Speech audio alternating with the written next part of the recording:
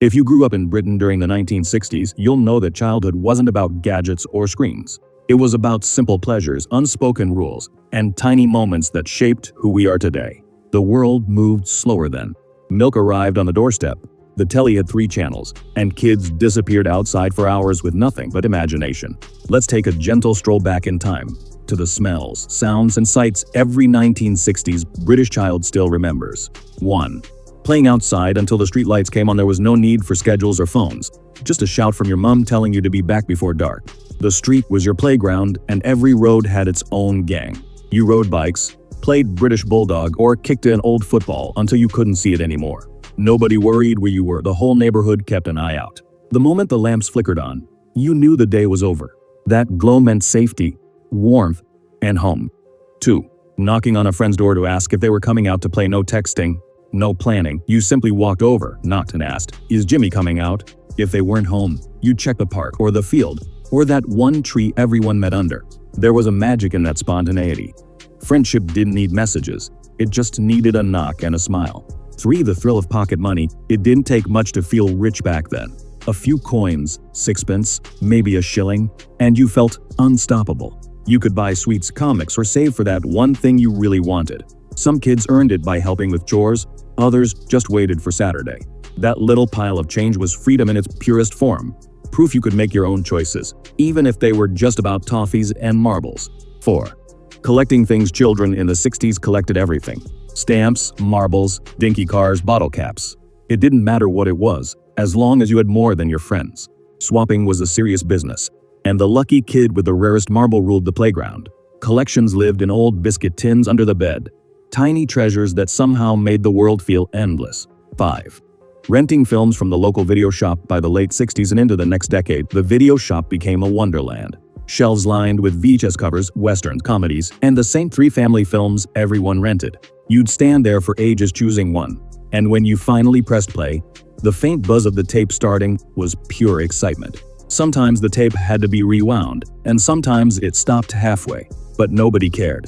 That flickering glow on the TV was enough to make any night special. 6. The smell of school dinners. Every British child remembers that unforgettable aroma. A mix of boiled cabbage, instant gravy, and shepherd's pie that steamed up every window. The dinner ladies ruled the hall with ladles and laughter, and dessert men semolina, spotted dick, or pink custard that wobbled like jelly. It might not have tasted great, but it felt safe. A daily ritual shared by millions of hungry kids. 7. Milk in tiny glass bottles delivered each morning and waiting outside the classroom. Warm in summer, icy in winter, with foil tops that begged to be peeled off. Some kids loved it, others held their noses. And yet, every sip is a memory. One of those tiny, ordinary things that defined an entire generation. 8. The sound of the ice cream van. That distant jingle could make you drop anything. Your toys, your dinner, even your shoes. You'd sprint to the van, clutching coins, hoping to get there before it drove off. Mr. Whippy, raspberry sauce, and maybe a flake if you were lucky. It wasn't just ice cream. It was the taste of freedom, the sound of summer, and pure happiness in a cone. 9. The corner shop. Every street had one. The smell of paper bags, the old Till's ring, and rows of glass jars filled with penny sweets. Flying saucers, sherbet dips, blackjacks. The hardest part was choosing. You'd count out every coin with total concentration. The shopkeeper always seemed old and kind, and somehow that tiny shop felt like the center of the universe. 10. The sound of the postman and the morning paper. Every morning had a rhythm. The soft thud of letters on the mat, the smell of fresh ink on the newspaper, and the rattle of the letterbox. Dads unfolded their paper while mums stirred tea. Sometimes there'd be a postcard from a relative or a handwritten note from a friend. Before screens took over, that was how the day began.